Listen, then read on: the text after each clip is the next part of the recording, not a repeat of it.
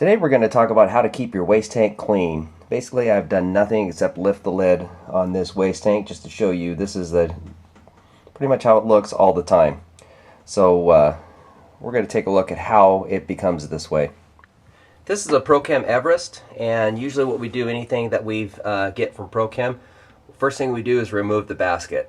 I don't like being in the waste tank like as much as anybody else does, but this is pretty much what it looks like. Where I'm on a slight incline, so we just see a little bit of water there, but this is pretty much an accumulation of probably a year since I've been in this waste tank. Every once in a while I'll rinse it out just to keep the switches clean, but the only thing we'll see is an accumulation of this gross, disgusting stuff, and that's just, we just put a glove on and grab it and pull it out and throw it away. But we're going to talk about what pre-filter we use, and of course a cool little way of how we take care of it. Most of you use a simple pre-filter, inline pre-filter. We have two of them. This disgusting one is our backup. So this is one that's had probably several years of use and abuse that we keep patching up, and then after a while we figure it's time to get a new one. So this goes to our backup. Whenever we do a dual wand, we'll pull this out of hiding and try not to let the customer see it, but we don't like spending money more than we have to.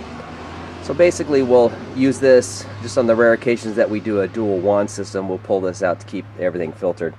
This is our primary one, and we can see it's seen some use too, but it's still holding together. So this is what we're going to demonstrate today. First step in keeping your waste tank pre-filter clean is a handy little gun just like this.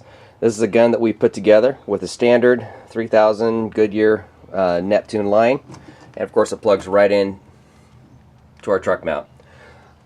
This here, it has a pin jet on it. We put together a pin jet, and we'll demonstrate. Basically, we just simply fire up the truck and open up the pre-filter and just start from the outside, and using this jet, pull the trigger and work it all the way to the bottom, and then we simply grab the filter, turn it upside down in a garbage bag, and we're good to go. We have a clean pre-filter and of course a clean waste tank, because when I first started 20 years ago, I was constantly in that waste tank and I got really tired of it. So let's demonstrate. This is my primary one, which is clean, so I'm not going to demonstrate that. We're going to talk about our backup one. The backup one isn't too bad, but it'll work for a demonstration. So that's the one we'll use today.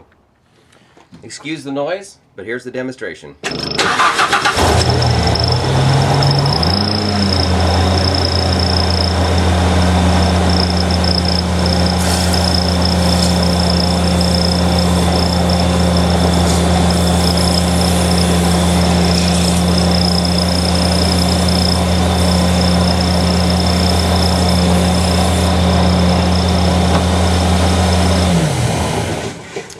I've washed everything down to the bottom, so everything is just one big clump.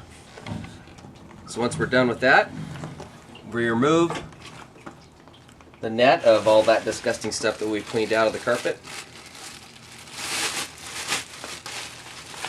Simple trash bag. Grab underneath like this.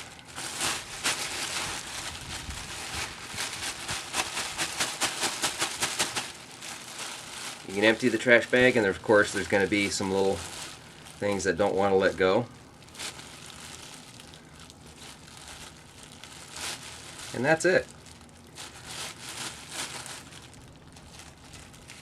And that's how we clean our pre-filter, and that's how we keep our waste tank clean, so we're not rinsing it out all the time or having to vacuum all that disgusting crud out of it. Occasionally we'll lubricate this outside seal. This does get a little hard to close, so we've got this product right here we get from our Parker store, or basically any hydraulic store. Another possibility, you can go to Napa and get a product called Super Lube. I don't think it's as good as this, but in a pinch it'll do fine. So we're going to apply some just on the outside bead, just that O-ring, and just rub it around the outside. That keeps that lubricated, and of course makes it easy to close. So since this is our backup, we're going to go ahead and put this back in hiding since we don't use it very much. And that's it. So as soon as we're done, we're going to go ahead and wash our hands and continue working.